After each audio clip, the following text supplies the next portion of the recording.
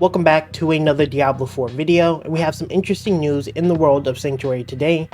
Starting off, what's going on with all the cheating and exploiting by big and small content creators. Also, we have some really good information on how to target farm specific gear and weapon types so you can get that perfect weapon. We also have an amazing cheat sheet for Altars of Lilith for you so you're prepared for Season 1. And the amazing hardcore race statue has been finally unveiled at Blizzard HQ. We have a lot to talk about today, so let's begin. Oh, and by the way, if you do enjoy any of the content on the channel, do leave a like, and more importantly, if you'd like to see more content like this, a subscribe will go a long way. Alright, so starting off, let's talk about the cheating and all the exploiting that's going on in the world of Diablo 4.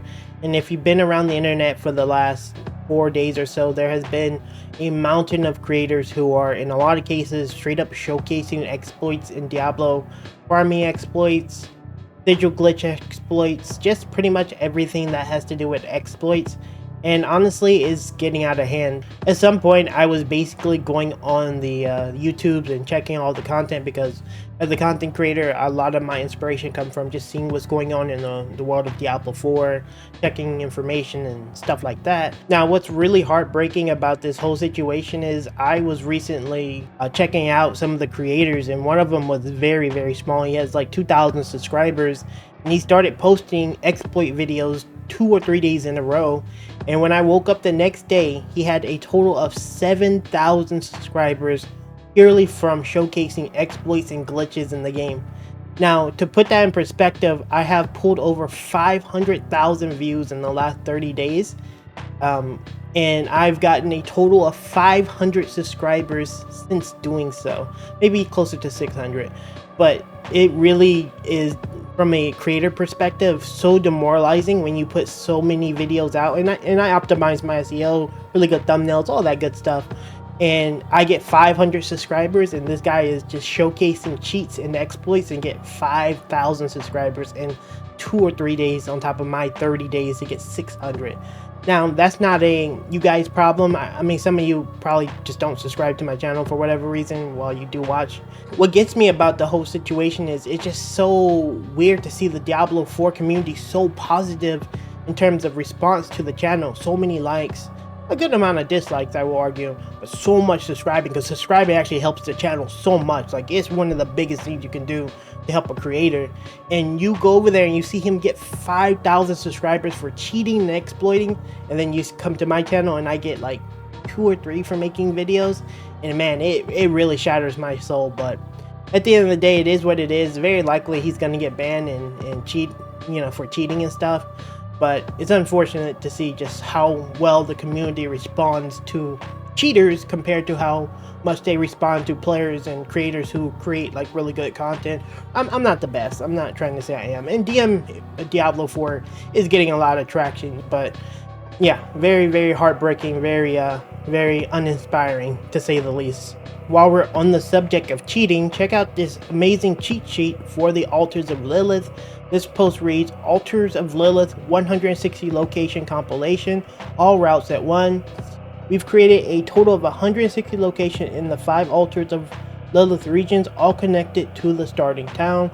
So yeah, it does look like this creator did put together a massive list of a route to be able to get all the Altars of Lilith so that you can do it all in one run. I'll pull up the next one, and this is just one of the examples of it. It's not gonna, he has like a more in-depth version of this, and he actually has a YouTube channel. I don't know how to say it because it's in some form of Asian characters. I'm not sure, I can't identify it, but I will have a link in the description with this like cheat sheet as well as the video, so that you can actually go over there and watch it if you want to find a really comprehensive way of how to get all the altars done, because season 1 is right around the corner, and if you do all the altars now, you'll actually be able to not have to do them when the season starts. So this is actually a really great tool. But yeah, I really want you guys to check this out, so go ahead and consider looking at it. Alright, on to the next post, and this one is another cheat sheet. I'm really pumping cheat sheets out for you guys today.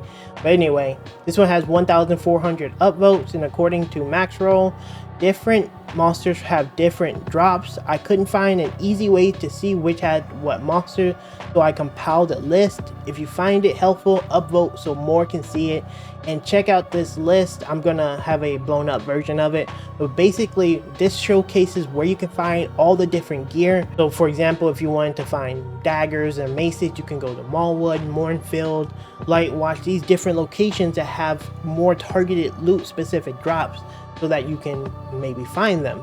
This is a great little tool that I'm going to put in the description as well. And yeah, let me know what you guys think. This is going to be great because I need to find a new dagger for my necro build, so this is going to help a lot. Now on to the next post, and this one has over 600 upvotes as of uploading in this video, and it reads, dungeon midpoint transition rooms giving no loot feels bad. Every dungeon has some midpoint room where you have to pull a lever or some other task, even simply kill all monsters. It will often have some of the best density, however, never drops loot. This makes them extra pointless, forcing me to kill lots of elites and mobs for no loot just to slow me down. If this is a design choice to prevent players from only farming to the middle of a dungeon for a crowded room of mobs, this is bad design. When I am spamming dungeons and I get to this point, all I can think of is how much of a waste of time these rooms are, and can't wait to move on to the part where I can actually get a chance at loot. Now, funny enough, this OP didn't even know this, but those rooms in the middle that you go to where it has a really cool density and decent mobs, I actually really enjoy this part of the room in the dungeons because it has so much density. Believe it or not, you actually don't get experience either. So this is basically a time sink for literally nothing. I'm going to assume this is a bug because there's no way this is a design choice. Why would they make a room where you actually have to put a lot of effort into, and it's actually relatively dangerous because they have a lot of things that can, like barrels that blow up, CC you, stuff like that, give you literally no rewards. Anyways, let me know what you guys think. Do you guys like these midpoint transitions? Do you think they're worth the risk? I mean, they're basically the most dangerous content in the entire game, as it gives you literally no reward and nothing but risk, with arguably some of the most dangerous mechanics. They have the little spike things that can immobilize you, the freeze barrels that can chain CC you. It's actually the most dangerous part of the entire game, and they're pretty fun, unfortunately, but the most dangerous because of this loot thing. So let me know what you guys think about that. Alright, on to the final news of the day, and it does look like the Lillith statue, where the first 1,000 players to reach 100 in hardcore is able to be put on the statue, is finally up. Here's the clip of it.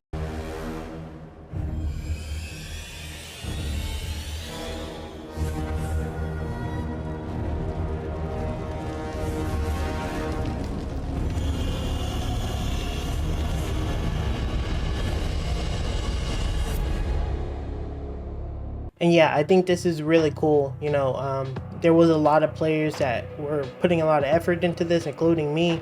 I unfortunately couldn't win because of the lag, and I didn't really have a team for this. But on top of that, though, really huge congratulations to Karn, Noogie, Ziz, Ben, who else won this? Still Mage, Shroud getting carried. A lot of really cool players out there really put a lot of effort into getting to this, so very, very cool. Congratulations to them. And yeah, let me know what you guys think about the statue. Pretty cool. All right, on to your comments from previous videos. Just keep in mind, if you do have any comments that you want read, or possibly have anything interesting to say, I may pick them out and put them in the video, so feel free to leave comments down below. And this is directly in response to my season 1 video season 1 complaints video and gear upgrade video, whatnot. This comment is from Kevin. It reads, I prefer to play my eternal character forever for seasonal content, while having the option to start a fresh seasonal character, perhaps gift a tiny little reward for those choosing to start fresh. Now, it's interesting you say that, Kevin, because the thing is, they are already doing that with the season. The reward of starting a fresh character is learning the new mechanics, playing the new content, the new story arcs, the possible new gear, the new uniques, the new passive skill points, and all of that stuff. Believe it or not, that's actually one of the biggest draws for playing a new season, and that actually is the reward structure. Now, I understand that you want to play your eternal character forever, and you can, which is kind of the point of the Eternal Realm, but once you reach 100, in that character, what you end up effectively doing is stunting your growth as someone that can get new gear. Remember, once the season ends, all the gear that you earned in the season goes back to the eternal character, and once you hit a level 100 on that eternal character, effectively the only thing you're losing is a little bit of time but to farm new gear and interesting gear, because the experience is negligible, right? You're already 100. Anyway, very interesting comment. Yeah, I think players should maybe look at it from a different perspective. All right, on to the next comment, and this one's from Retro, and David is stuck. You can't feel a bond with your character if you need to make a new one each time. Adding to that, I only want to buy skins if I'm doing it on a single character that I'm investing long term into. So these two business decisions contradict each other, for me at least. And David responds by saying, of course you can, you just either move on from it after the season or revisit it off season. Seasons are an incentive to re-experience the fun part of the game, in my opinion, with a new twist keeping it fresh. It can still be used on new characters of the same class, which would save my money though.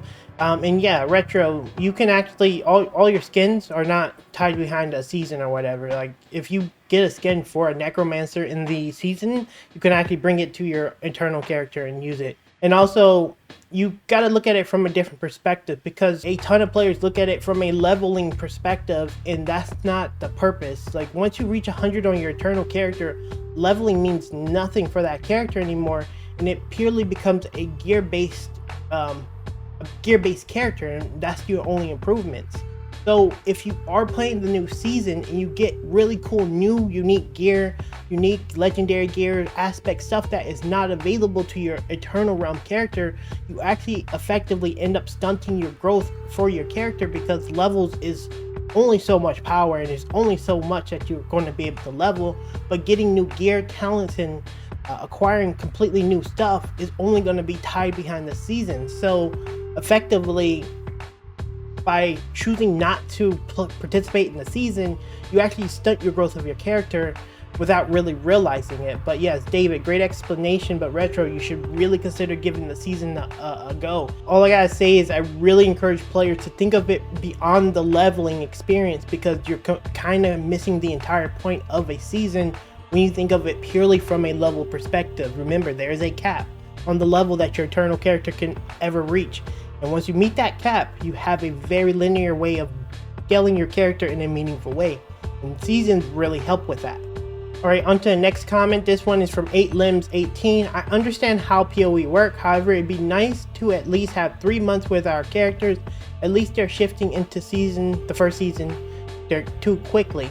And I agree and I disagree.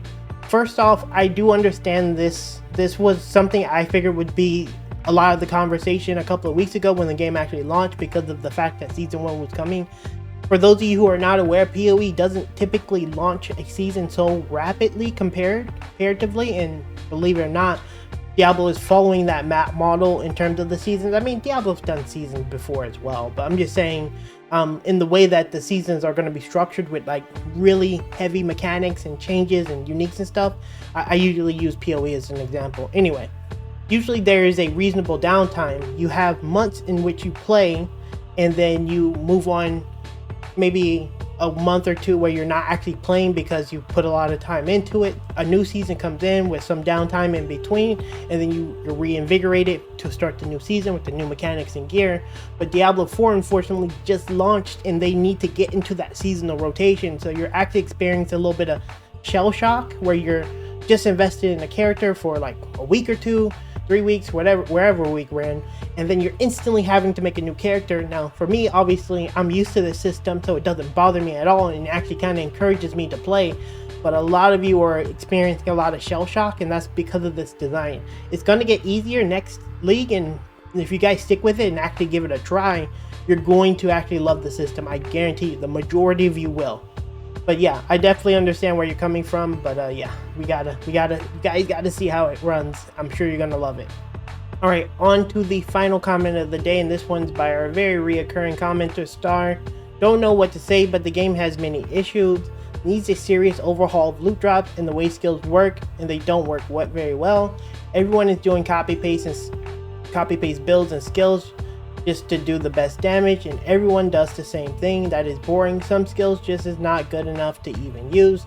The game needs serious changes, repatching, and buffs, and I completely agree with this. I will say though, I haven't really talked about it, or maybe you guys haven't seen too much, but there is actually a balance patch coming very soon where a lot of things are going to be buffed.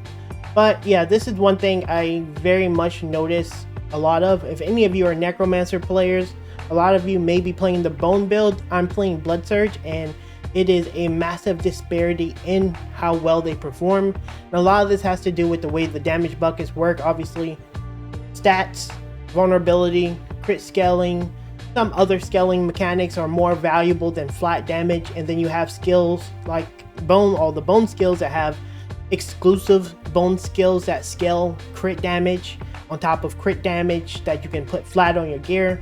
And then it has built-in vulnerability, whereas other skills do not. It has built-in AoE, piercing, it has Paragon trees that actually have essence sustain within those Bone skills. It has really good crit scaling, and so there's a lot of skills, at least for the Necromancer, where minions are completely useless because they do not have these mechanics.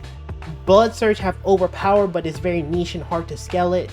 I don't even know about Shadow, but this is a massive problem in the way the game is designed right now because of these core design choices of vulnerability, crit, and these other stats being weighed more better for damage. That whenever these skills don't have these things, and Necromancer actually has a really hard time of getting this outside of playing Bone or using Corpse Hydro, you really have uptime problems, and that's why, for example, Bone Spear is so strong. The gear is actually very well tuned to scale very well, as to where other builds just don't do this. Now, I will say that the Rogue, the class that I still put S tier in the best class in the game, even before the launch, and still continue to think so, has very good build diversity because it has really reliable weight, which is basically using puncture and an exploiter glyph to really scale its vulnerable damage. It has really good built-in crit, and they really need to find a way to do this for a lot of classes who don't have it. Easily can be fixed by just adding exploiter glyph the same exact way that you add it to other classes, to like I believe Sork and Necro don't have this. Stuff like that, maybe give things better scaling and take some of the useless talents off. You can really tailor the game into a very effective way of making characters feel more viable. But yeah, I agree with you, Star, 100%. The game actually struggles with build viability right now because of the core design. There is a massive balance patch coming. Hopefully this makes some of the classes actually feel better, but at the moment the only class I can think of that is just straight up good with viability and diversity is Rogue right now. But yeah, anyway guys, thank you for watching the video. Don't forget to support a small YouTuber like myself by subscribing. Honestly, I would ask for likes, but subscribing is actually something I really need more. If you do watch my videos a lot, do consider subscribing, as it actually really helps me grow as a creator. And yeah, I'll see you guys in the next video very soon. Later.